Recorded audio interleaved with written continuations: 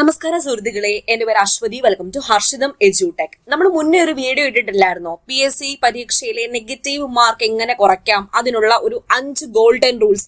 അത് നിങ്ങൾ കണ്ടിട്ടുണ്ടായിരുന്നോ?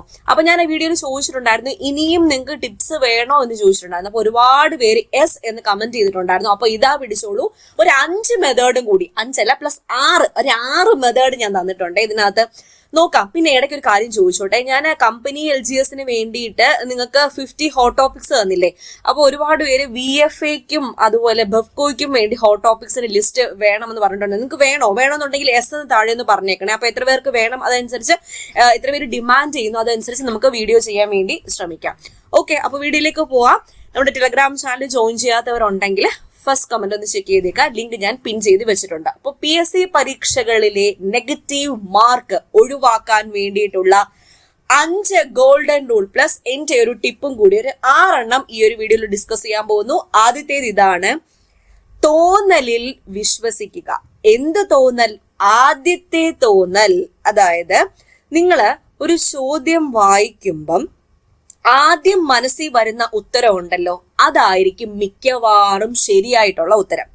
പ്രത്യേകിച്ച് പറയുകയാണെങ്കിൽ ഇന്ത്യൻ ഹിസ്റ്ററി എടുക്കുമ്പോൾ, അതുപോലെ ഭൂമിശാസ്ത്രം എടുക്കുമ്പോഴൊക്കെ ചോദ്യങ്ങൾ വരുമ്പോൾ നമ്മുടെ സബ് കോൺഷ്യസ് മൈൻഡില് ആ ഉത്തരം കിടപ്പോണ്ടായിരിക്കും.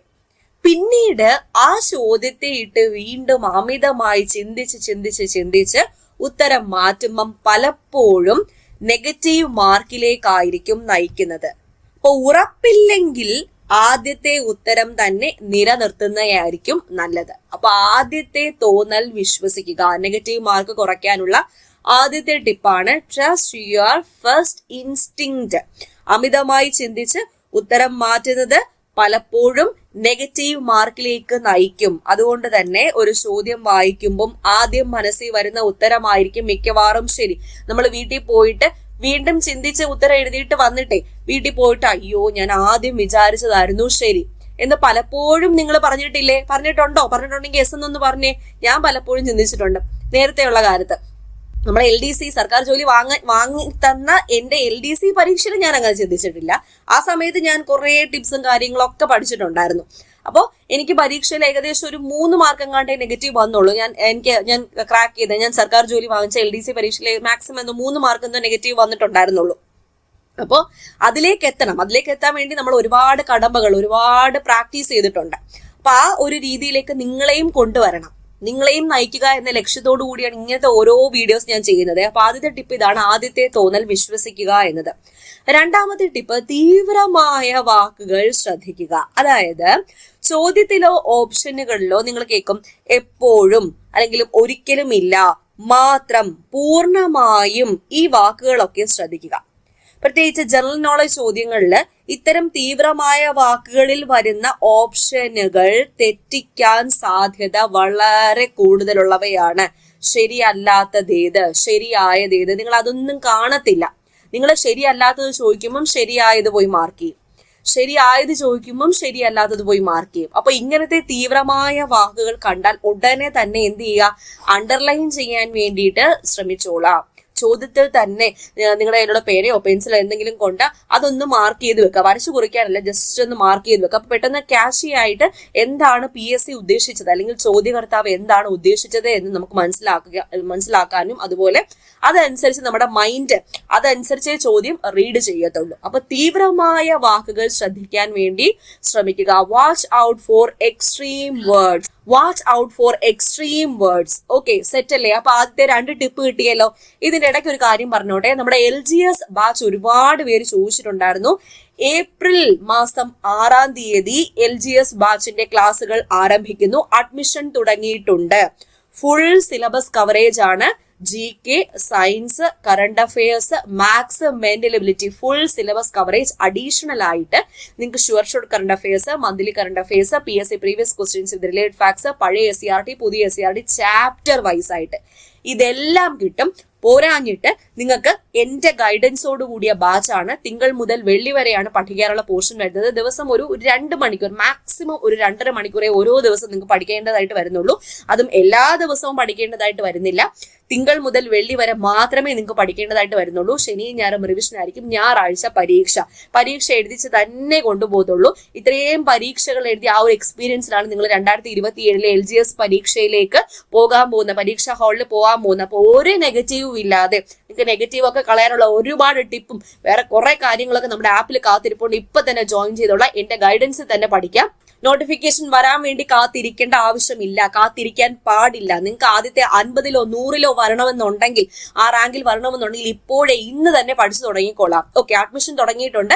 ലിമിറ്റഡ് സീറ്റ്സേ ഉള്ളൂ. ഒരുപാട് പേരെയൊന്നും ഞാൻ എടുക്കത്തില്ല, കാരണം ഓരോരുത്തർക്കും സ്പെഷ്യൽ കെയറിംഗ് കൊടുക്കണമെന്നുള്ളതുകൊണ്ട് കുറച്ച് പേരെ മാത്രമേ എടുക്കത്തുള്ളൂ. എത്രയും വേഗം തന്നെ നിങ്ങളുടെ സീറ്റ് ഉറപ്പിച്ചോളാം. നമ്മുടെ ആപ്പ് ഐഫോണിലും ആൻഡ്രോയിഡ് ഫോണിലും അതുപോലെ കമ്പ്യൂട്ടറിലും യൂസ് ചെയ്യാൻ പറ്റും. ഫസ്റ്റ് കമന്റ് ചെക്ക് ചെയ്താൽ മതി. ഡിസ്ക്രിപ്ഷൻ ബോക്സിലും ലിങ്ക് കൊടുത്തിട്ടുണ്ട്. സെറ്റ് അല്ലേ? അപ്പൊ അടുത്ത ടിപ്പിലേക്ക് പോകാം.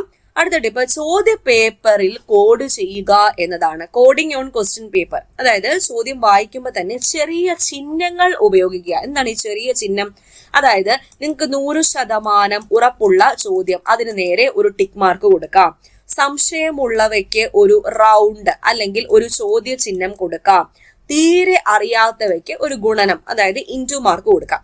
ഇങ്ങനെ ചെയ്താൽ ഞാൻ കഴിഞ്ഞ വീഡിയോയിൽ പറഞ്ഞില്ലേ, അതായത് നെഗറ്റീവ് മാർക്ക് കുറയ്ക്കാനുള്ള വീഡിയോയിൽ പറഞ്ഞപ്പം റൗണ്ട് ബേസ് ചെയ്ത് ചെയ്യണമെന്ന് പറഞ്ഞില്ലേ, 1ാമത്തെ റൗണ്ട് 2ാമത്തെ റൗണ്ട് അങ്ങനെ ബേസ് ചെയ്ത് ചോദ്യങ്ങൾ ചെയ്യണം എന്ന് പറഞ്ഞു. അപ്പൊ ഇങ്ങനെ ചെയ്തു വെച്ചാൽ നിങ്ങൾ ചോദ്യ പേപ്പറിൽ കോഡിങ് ചെയ്ത് വെക്കുവാണെങ്കിൽ 2ാമത്തെ റൗണ്ടിൽ വരുമ്പോൾ, അതായത് 2ാമത്തെ റൗണ്ടിൽ നിങ്ങൾ ഒന്നുകൂടി പരീക്ഷ എഴുതി കഴിഞ്ഞിട്ട് ഒന്നുകൂടി നിങ്ങൾ നോക്കുമല്ലോ ഏതൊക്കെ ഞാൻ എഴുതിയിട്ടില്ല, എനിക്ക് ഏതെങ്കിലുമൊക്കെ എഴുതാൻ പറ്റുമോ എന്ന് നോക്കുന്ന ആ ഒരു റൗണ്ടല്ലോ, ആ ഒരു 2ാമത്തെ റൗണ്ടിൽ നോക്കുമ്പോൾ ഏത് ചോദ്യത്തിലാണ് ഫോക്കസ് ചെയ്യേണ്ടത് എന്ന് പെട്ടെന്ന് മനസ്സിലാക്കാൻ പറ്റും. അപ്പൊ സമയം ലാഭിക്കാനും തെറ്റൊഴിവാക്കാനും ഇത് ബെസ്റ്റ് മെത്തേഡാണ്, ചോദ്യ പേപ്പറിൽ കോഡിംഗ് ചെയ്യുക എന്നുള്ളത്. അപ്പൊ 100% ഉറപ്പുള്ളവയ്ക്ക് ടിക്ക് മാർക്ക് കൊടുക്കാം. സംശയമുള്ളവയ്ക്ക് ഒരു റൗണ്ടോ അല്ലെങ്കിൽ ഒരു ക്വസ്റ്റ്യൻ മാർക്കോ കൊടുക്കാം. തീരെ അറിയാത്ത ചോദ്യങ്ങൾ ഉണ്ടെങ്കിൽ അതിനൊരു ഇൻറ്റു മാർക്ക് കൊടുക്കാം. അപ്പൊ ഇങ്ങനെ ചെയ്താലുള്ള ഗുണം എന്താ? 2ാമത്തെ റൗണ്ടിൽ വരുമ്പം ഏത് ചോദ്യത്തിലാണ് നിങ്ങൾക്ക് ഫോക്കസ് ചെയ്യേണ്ടത് എന്ന് പെട്ടെന്ന് മനസ്സിലാക്കാൻ പറ്റും. അതുപോലെ സമയം ലാഭിക്കാൻ ഒരു 1.5 മണിക്കൂർ അല്ലെങ്കിൽ 1.25 മണിക്കൂർ മാത്രമേ PSC പരീക്ഷയ്ക്ക് സമയമുള്ളൂ. അപ്പൊ ഈ സമയം എങ്ങനെ സമയബന്ധിതമായി മികച്ച രീതിയിൽ പരീക്ഷ എഴുതിയിട്ട് വരാമെന്നല്ലേ നിങ്ങൾ നോക്കേണ്ടത്. അല്ലാതെ വീട്ടിൽ ഇരുന്ന് ചെയ്യുന്ന പോലെ സമയം എടുത്തോ അങ്ങനെയൊന്നും അല്ല ചെയ്യേണ്ടത്. അപ്പൊ സമയം ലാഭിക്കാനും തെറ്റൊഴിവാക്കാനും ഇതൊരു ബെസ്റ്റ് മെത്തേഡാണ്. ഓക്കെ, സെറ്റ് അല്ലേ? അപ്പൊ 4ാമത്തെ മെത്തേഡിലേക്ക് പോകാം. കണക്കിലെ ട്രാപ്പിൽ വീഴരുത്, ദ മാത്സ് ട്രാപ്പ്. ചില ചോദ്യങ്ങൾക്ക് ഉത്തരം കാണത്തില്ല.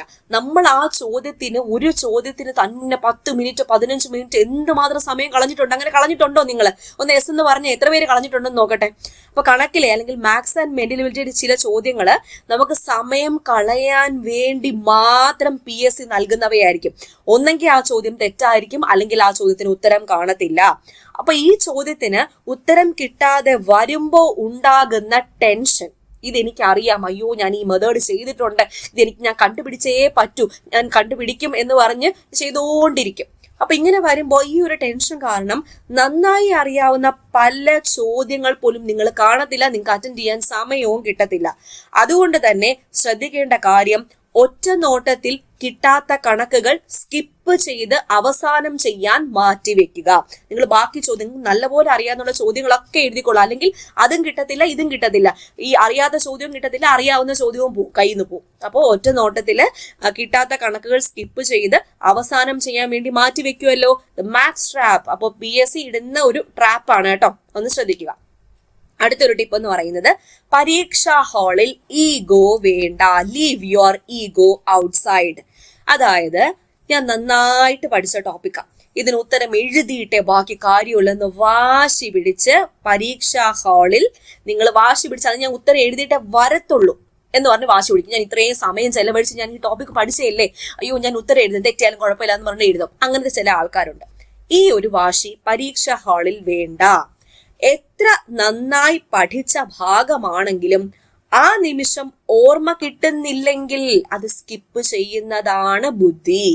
അപ്പൊ വരാൻ പോകുന്ന LDC പരീക്ഷയ്ക്ക് തയ്യാറെടുക്കുന്ന കുട്ടിയാണോ, LGS പരീക്ഷയ്ക്ക് തയ്യാറെടുക്കുന്ന കുട്ടിയാണോ, ഇവരോടൊക്കെ എനിക്ക് പ്രത്യേകം പറയാനുള്ള കാര്യമാണ്, നിങ്ങൾ നേരത്തെ പഠനം തുടങ്ങുന്ന ആൾക്കാരാണ്, ഈ ഒരു രീതി നിങ്ങൾ പിന്തുടർന്നു പോകുക. ഈ ഒരു വാശി, നിങ്ങൾക്ക് അറിയാത്ത ചോദ്യം നിങ്ങൾക്ക് ഓർമ്മ കിട്ടുന്നില്ല, എത്ര നന്നായി പഠിച്ചു പോയ ഭാഗമാണ്, എന്നാലും ഓർമ്മ കിട്ടുന്നില്ല എന്നെങ്കിൽ അത് സ്കിപ്പ് ചെയ്യൂ.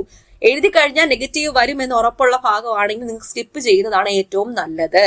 ഓക്കെ, അപ്പോൾ നിങ്ങൾ എഴുതി നെഗറ്റീവ് വരുമ്പോൾ അവിടെ 1 മാർക്കും, ആ തെറ്റിയ ചോദ്യത്തിന്റെ 1 മാർക്കും നിങ്ങൾ ശരിയായ ചോദ്യത്തിൽ നിന്ന് 0.33 പോകത്തില്ലേ, അതായത് 1.33 മാർക്ക് നിങ്ങൾ കൊണ്ട് കളയുന്ന എന്തിനാ, അത് സ്കിപ്പ് ചെയ്താൽ അത്രയും ലാഭമല്ലേ കേട്ടോ, അങ്ങനെ ചിന്തിക്കാം. ഇനി അടുത്ത എന്റെ ഒരു special tip, all the above അല്ലെങ്കിൽ ഓൾ ഓഫ് ദി എബോവ് എന്ന ഓപ്ഷൻ ഉണ്ടല്ലോ, മുകളിൽ പറഞ്ഞിട്ടുള്ളവയെല്ലാം. ഒരു ചോദ്യത്തിന് മിക്കപ്പോഴും ഓപ്ഷൻ ഡി ആയിട്ട് മുകളിലുള്ളവയെല്ലാം അല്ലെങ്കിൽ ഇവയെല്ലാം എന്ന് കൊടുക്കും. അപ്പൊ ആദ്യത്തെ 2 ഓപ്ഷൻ ശരിയാണെന്ന് നിങ്ങൾക്ക് ഉറപ്പുണ്ടെങ്കിൽ കണ്ണും പൂട്ടി ആ ഉത്തരം തിരഞ്ഞെടുക്കാം. 3ാമത്തെ ഓപ്ഷൻ എന്ത് തന്നെ ആയാലും അതില് കൺഫ്യൂഷൻ അടിക്കേണ്ട കാര്യം ഇല്ല. അപ്പൊ ഈ മുകളിലുള്ളവയെല്ലാം എല്ലാ തവണയും ശരിയാവണം എന്നില്ല എന്നാണ് ഞാൻ പറഞ്ഞു വരുന്നത്. ചില ആൾക്കാരുണ്ട് PSC മിക്ക ചോദ്യത്തിലും മുകളിലുള്ളവയെല്ലാം ഉത്തരമായിട്ട് കൊടുക്കും. അപ്പോൾ ഇത് തന്നെ ആയിരിക്കും എന്ന് കരുതി മിക്കതിലും ഈ മുകളിലുള്ളവയെല്ലാം മാർക്ക് ചെയ്തിട്ട് വരും. അങ്ങനെയല്ല, എല്ലാ ചോദ്യത്തിനും മുകളിലുള്ളവയെല്ലാം ആൻസർ ആയിട്ട് വരത്തില്ല. 5 ചോദ്യം എടുത്താൽ ചിലപ്പോൾ 1 മുകളിലുള്ളവയെല്ലാം ആൻസർ വരുന്നത്, ബാക്കി 4 വേറെ ആയിരിക്കും ഉത്തരം. അതുകൊണ്ട് തന്നെ അതും ഒരു ട്രാപ്പ് ആണെന്ന് മനസ്സിലാക്കി ഉത്തരം കറക്റ്റ് ആയിട്ട് കണ്ടുപിടിച്ച് എഴുതിക്കോളൂ. ആദ്യത്തെ 2 ഓപ്ഷൻ നന്നായിട്ട് വായിക്കുക, ചിലപ്പം അതായിരിക്കും ഉത്തരത്തിലേക്ക് കൊടുക്കുന്നത്. പിന്നെ വേറൊരു അഡീഷണൽ ടിപ്പും കൂടെ പറയട്ടെ. ഓപ്ഷൻ എ മിക്കപ്പോഴും ട്രാപ്പ് ആയിരിക്കും. ഓപ്ഷൻ എ മിക്കപ്പോഴും തെറ്റിക്കാനുള്ള, എല്ലാ കേസിലും അല്ല, മിക്കപ്പോഴും തെറ്റിക്കാനുള്ള ഓപ്ഷൻ ആയിരിക്കും ഓപ്ഷൻ എയിൽ ഇടുന്നത്. നമ്മൾ പെട്ടെന്ന് കണ്ണുടക്കുന്ന ഓപ്ഷൻ എ ആയതുകൊണ്ട് അത് കുത്താനുള്ള ചാൻസ് ഉണ്ട്. അതുകൊണ്ട് തന്നെ പരീക്ഷാ ഹാളിൽ അത്രയും ശ്രദ്ധയായിട്ട് വേണം ഇരുന്ന് പരീക്ഷ എഴുതാൻ. ഓക്കെ, അപ്പൊ ഈ 6-7 ടിപ്പ് പറഞ്ഞിട്ടുണ്ട്. എല്ലാം നിങ്ങൾക്ക് യൂസ്ഫുൾ ആയിട്ടുള്ള ടിപ്പുകളാണ്. നിങ്ങളുടെ ഡെയിലി ലൈഫിൽ പരീക്ഷ എഴുതുമ്പോൾ പ്രാവർത്തികമാക്കാൻ വേണ്ടി ശ്രമിക്കുക. നമ്മുടെ LGS ബാച്ചിന്റെ കാര്യം ഞാൻ നേരത്തെ പറഞ്ഞു. ഇത്രയും വേഗം തന്നെ അഡ്മിഷൻ എടുത്തോളാം. പുതിയ ബാച്ചാണ്. നമ്മൾ April 6 ക്ലാസ് സ്റ്റാർട്ട് ചെയ്യുന്നത്. ഓക്കെ, അപ്പൊ ഈ വീഡിയോ ഉപകാരപ്പെട്ടെങ്കിൽ എല്ലാവർക്കും ഒന്ന് ഷെയർ ചെയ്ത് കൊടുക്കൂ. മാക്സിമം ഷെയർ ചെയ്ത് കൊടുക്കുക. ലൈക്ക് ചെയ്യാനും മറക്കല്ലേ. അപ്പൊ അടുത്ത ക്ലാസ്സിൽ വീണ്ടും കാണാം. All the best for your exams. God bless you all. Thank you.